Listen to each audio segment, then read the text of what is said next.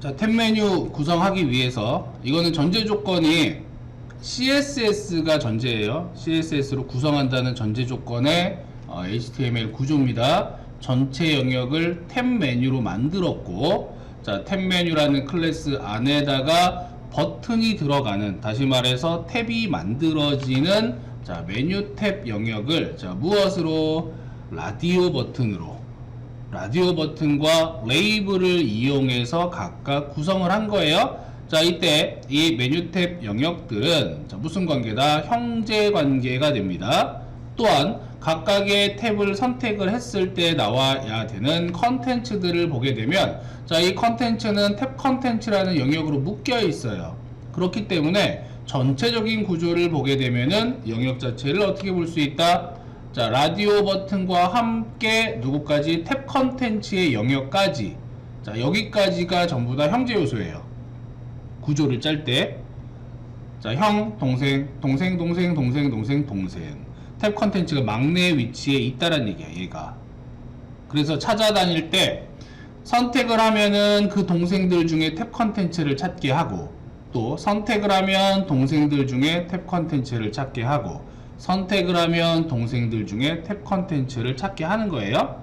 자, 이때 나는 라디오 버튼에 해당하는 동그라미를 안 쓸 거기 때문에 자, 라벨을 쓸 거예요. 텍스트 부분. 그래서 이 레이블들을 디자이닝을 할 거고, 대신에 라디오 버튼은 숨길 거야. 하지만 나는 레이블을 선택을 할 때 바로 누가? 라디오 버튼이 체크가 될 수 있도록 할 거예요. 그래서 뭘 연결을 했다? 레이블 4의 ID 값을 각각의 라디오 버튼의 ID 값과 연결을 해준 겁니다. 자, 1번 1번, 그 다음에 ID 2번 2번, ID 3번 3번. 자, 이렇게 연결을 한 거예요. 또한 이 라디오 그룹은 같은 그룹이야. 하나가 선택이 되면 나머지가 해제가 돼야 돼요. 그래서 네임을 똑같이, 자, 이름을 동일한 이름으로 했어. 만약에 그룹이 또 다른 라디오 버튼이 있다면 이름을 또 바꿔줘야겠지. 그죠? 탭 뭐 이런 식으로. 자, 그래서 구조 자체는 눌렀을 때 여기를 무조건 찾아가게 하고, 탭 컨텐츠 안에 다시 내용을 보게 되면은 자, p 태그 하나, 둘, 세 개로 되어 있단 말이에요. 자, 이게 각각 마찬가지 첫 번째 탭에 대한 컨텐츠가 되고, 여기는 그 다음에 두 번째 탭에 대한 컨텐츠가 요게 되겠죠. 탭 2라고 하는 거, 티코니. 그 다음에 세 번째가 요 부분이 되겠지.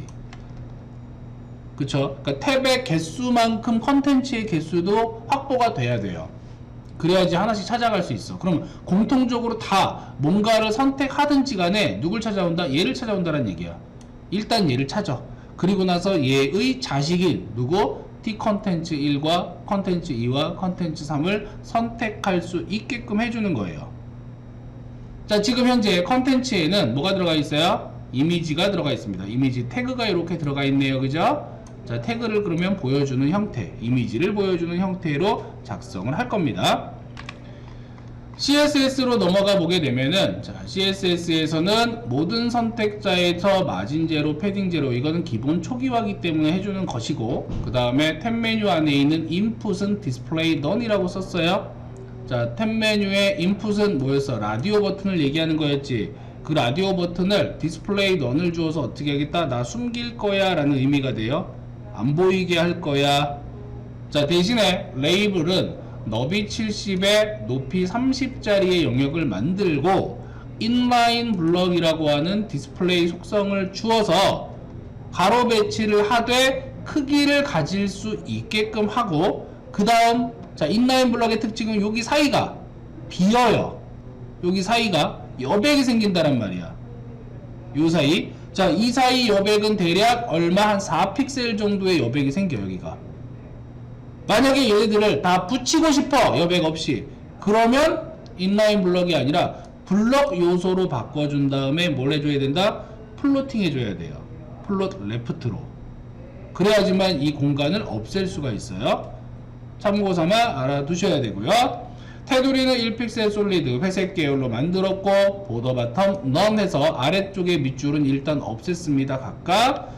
자, 보더 라디우스 5픽셀 5픽셀 00 해서 좌측 상단과 우측 상단을 둥글게 처리한 거죠. 살짝 둥글게. 텍스트 얼라인 센터에서 글자 가로 가운데 라인 하이트 30픽셀을 주어서 세로도 가운데 커서 포인터에서 손가락 나오게 요거 검지손가락 나오죠? 자 손가락 나오게 해줬고 탭 메뉴에 탭 컨텐츠 안에 있는 모든 피태그 자 이 모든 피태그라고 하는 거 이 컨텐츠들 얘기하는 거예요. 요 영역 이 영역에 대해서 오퍼서티를 0으로 줬단 말이에요. 오퍼서티 0으로 줬다는 얘기는 투명하게 하세요 라는 뜻이고요. 그 다음에 각각 선택될 때마다 이게 핵심 기능이라 그랬죠. 이 부분에 보면은 탭 메뉴에 대해서 탭 1을 체크드 자 콜론 체크드니까 뭐야 탭 1이 체크드 상태가 되면 그 뒤에 나오는 동생들 중에서 탭 컨텐츠의 자식인 tcon 1이라는 클래스를 오퍼서티 1 보여주세요. 두 번째 거는 두 번째 게 체크드가 되면 두 번째 거를 보여주세요. 세 번째 거 체크드가 되면 세 번째 거 보여주세요. 이런 의미란 말이죠. 얘가 그러니까 실질적으로 클릭을 했을 때 우리는 클릭이라고 하지만 얘네들은 기능 구현적으로 클릭이 아니라 체크 상태가 되는 거야. 그러면 트랜지션을 왜 줬느냐? 자 여기 트랜지션은 안 줘도 돼요. 이 부분은 사실 안 줘도 됩니다. 안 줘도 되는데 탭 메뉴를 선택을 했을 때 지금 이미지가 바뀌는 걸 보세요. 이미지 바뀌는 거 보면은 탁탁탁탁탁탁 바뀐단 말이야. 짠짠짠 그게 바로 바뀌죠.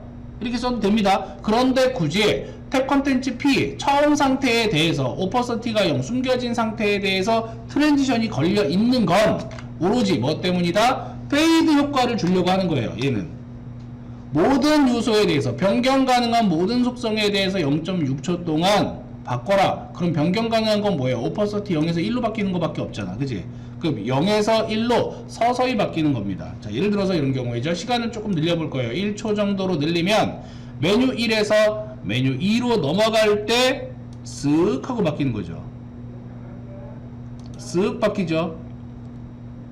그러니까 현재 게 오퍼서티 0으로 사라지면서 없던 게 0에서 1로 되었던 게 쓱 하고 나오는 거야. 이게 페이드 효과, 부드러운 효과란 얘기예요. 조금 더 시간 늘려서 확인해보면 자 천천히 바뀌는 거 볼 수가 있죠. 이것 때문에 트랜지션 준 거예요. 필수 요소는 아닙니다. 그냥 바로바로 컨텐츠가 딱딱딱 바뀌는 게 편하면 그러면은 얘를 빼도 돼요. 요거를 답답하다 느낀다면은 빼버리면 돼. 그렇지 않고 약간 좀 부드럽게 전환되게 하고 싶어 그러면 이렇게 트랜지션이라는 전환 효과를 줄 수가 있는 거예요. 탭 메뉴에 인풋이 체크드가 되면 자 여기에 보면은 위에 거하고 다른 점이 있어. 위에 거하고 다른 점. 자 뭐가 다르냐면 위에 거는 해당 탭 메뉴가 체크가 되었을 때 상황을 얘기한 거야. 얘가 선택이 되거나 얘가 선택이 되거나 얘가 선택이 되는 어떤 선택적인 상황이었다면 탭 메뉴 클래스 안에 있는 인풋 태그가 체크드가 되었다는 얘기 뭐냐면 이 세 개 중에 누구든지 얘든 셋 중에 누구든지 얘도 인풋이고 얘도 인풋이고 얘도 인풋이랑 연결돼 있잖아요. 그죠? 내가 라벨들을 선택을 하게 되면 인풋이 체크드가 되겠지. 그쵸? 그러면 얘든 누구든지 선택만 되면 체크 상태가 되면 그 뒤에 나오는 레이블은 얘죠. 얘가 선택이 된다면 라디오 버튼 그 뒤에 나오는 얘죠. 얘가 선택되면 얘가 되죠. 그랬을 때 뭐해라? 배경 색상을 앨리스 블루라는 색깔로 바꿔라. 선택된 놈에 대해서 이렇게 되는 거예요. 탭 메뉴 전체 크기는 뭐 대충 잡아주면 되고요. 자 포지션 릴레이티브 해가지고 썼어요? 썼으면은 둘 중에 하나, 셋 중에 하나죠. 첫 번째 자기 자신을 이동하거나 두 번째 자손 중에 누군가가 앱솔루트 속성, 앱솔루트 계열을 가지려고 한다거나 세 번째는 그냥 보험 삼아 쓴다라고 얘기를 했습니다. 오버플로우 히든을 주어서 혹시라도 영역 밖으로 넘쳐나가려는 아가 있으면은 걔는 지워버려라. 삭제해라, 숨겨라. 이런 의미가 되고요. 탭 메뉴 안에 있는 탭 컨텐츠는 모두 릴레이티브 상태였고요. 너비 100%, 높이가 200픽셀이네. 그러면은 300픽셀보다 좁겠죠. 색깔은 배경색 기본, 앨리스 블루의 테두리. 보더 박스 줬고요. 피 컨텐츠라고 해놨는데 얘네들은 이제 앱솔루트로 다 섞어놨어. 겹쳐놨어요. 피 태그 자체를. 겹쳐놓고 기준 위치는 부모 요소인 탭 컨텐츠를 쳐다봤는데 얘 릴레이티브네. 그러면 얘를 기준으로 얘가 배치를 하겠지, 그지? 그래서 배치가 되면서 기준 위치는 자 여기 탑 제로 레프트 제로, 너비하고 높이 마찬가지로 100%로 잡고요. 자 패딩 5픽셀 주어서 여백이 쏙 들어갔습니다. 자 이때 Z 인덱스 마이너스 1 주면 얘가 어떻게 된다? 뒤로 들어간다. 뒤로 들어간다. 포토샵 레이어에서 맨 밑에 있는 게 맨 밑에 있는 놈이죠. 말 그대로 뒤에 있는 놈이지. 걔하고 똑같이 레이어 순서를 맨 밑으로 내려주는 거예요. Z 인덱스 마이너스 1은 Z 인덱스의 양수값을 이용해서 10단위 숫자를 준다면 위로 올리는 겁니다. 차곡차곡 쌓아 올리는 거. 그리고 탑에 마이너스 1을 준 거는 자 뭐 때문에 여기 요 선을 안 보이게 하려고 1픽셀만큼 즉 선의 두께만큼 싹 올려서 감춘 거죠. 선택된 거 안 보이게 하려고. 그래서 요 처리를 해준 것이다. 자 근데 피 태그 안에 텍스트 컨텐츠가 아니라 그냥 이미지를 넣었어요. 그 이미지 태그를 집어넣었어. 근데 기본적으로 이미지는 원래 크기를 가지려는 성향을 가지고 있습니다. 그렇기 때문에 사이즈 조절을 해줘야 돼. 따라서 이미지가 들어갔을 때 태그 컨텐츠 안에 있는 p 태그 안에 이미지 태그에 대해서 너비를 100%라고 싹 이렇게 잡아주게 되면 높이는 너비에 비례해서 조정이 될 겁니다. 그래서 얘는 지금 밑에 요만큼의 공백이 생길 수도 있고, 근데 어차피 높이를 200으로 잡았죠? 그런 식으로 해서 채워줄 수가 있어요. 이미지는. 얘는 이런 방법이고, 또 다른 방법은 뭐냐면, 자, 또 다른 방법 여기 지금 꽉 채워져 있습니다. 이미지가. 자, 꽉 채워져 있는데, 보니까 컨텐츠 영역을 보자고. 컨텐츠 영역에 내용이 없어요. 내용이 비어 있습니다. 자, 내용이 비어 있는 상태에서 나는 이미지 넣을 거야? 그럼 굳이 이미지 태그를 넣지 않고 뭘 쓰자? 백그라운드 이미지를 쓰겠다는 얘기예요. 이미지를 넣을 때. 이런 식으로 이미지를 넣는 방법도 있습니다. 따라서 나머지 구조는 똑같아요. 그러면 뭘 만들어줘야 돼? 백그라운드 이미지에 대해서 세팅을 해줘야겠지. 그래서 위에까지는 다 똑같고요. 탭 메뉴 안에 있는 탭 컨텐츠의 자손 중에서 자, 찾을 때 p 태그의 nth child 1, 2, 3으로 찾았어요. nth child 1, 2, 3. 자, 여기 얘죠. 클래스가 없다면, 클래스가 있으면 그냥 클래스 명 써주면 돼. 그죠?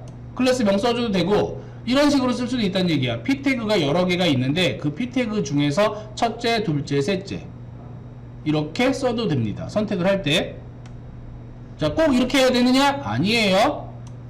탭 컨텐츠의 자손인 뭘로 해도 돼요? 클래스 tcon 1, tcon 2, tcon 3 이렇게 해도 된다는 얘기야. 이렇게 써도 되고 저렇게 써도 되고 선택하는 거니까. 자, 선택을 했는데 뭘 걸어줘라? 배경 이미지를 넣어줘라. 그래서 배경 이미지를 하나 각각 BG 1, 2, 3을 넣어주고, 얘는 별도죠. 공통 스타일을 여기 따로 잡아주는 거예요. 공통 스타일만. 이미지를 넣었을 때 우리가 작업해야 되는 게 배경 이미지를 넣고, 그 다음에 반복 속성 넣고, 크기를 넣고, 위치를 넣어주죠. 그죠? 이것들을 여러 번 쓸 필요 없이 모두 조건이 동일하다면 탭 메뉴 안에 있는 탭 컨텐츠 클래스의 자손인 p 태그에 대해서, 자, p 태그에 대해서니까 뭐예요? 모든 p 태그 얘기하는 거잖아요. 그죠? 모든 p 태그에 대해서 백그라운드 리피트, 배경 반복은 노 리피트 안 할 거야. 그리고 백그라운드 포지션, 위치는 어디에다가 한가운데, 배경 한가운데 배치해라. 그리고 사이즈 어떻게 하자고요? 커버를 주어서 꽉 채워지게, 영역에 남김없이 가운데를 기점으로 해서 쫙 늘려주는 겁니다. 꽉 채워지게 배치를 하라. 자, 이런 의미가 돼요. 그러면 사이즈를 따로 주지 않아도 꽉 채워지겠죠. 물론 이렇게 되었을 때 손실되는 부분은 있을 수 있습니다. 배경 이미지가. 왜? 짧은 거하고 긴 것 중에 어디에 맞춰버리니까, 긴 거에 맞춰가지고 조절을 해버리니까, 자, 약간은 손실이 될 수 있다. 이런 차이점만 이해를 하시면 돼요. 그래서 우리가 일반 컨텐츠 넣는 방법, 그 다음에 이미지 태그를 이용해서 이미지를 삽입하는 방법, 배경 이미지를 이용해서 통으로 집어넣는 방법. 이렇게 세 가지 형태의 이미지 탭을 확인해 봤습니다.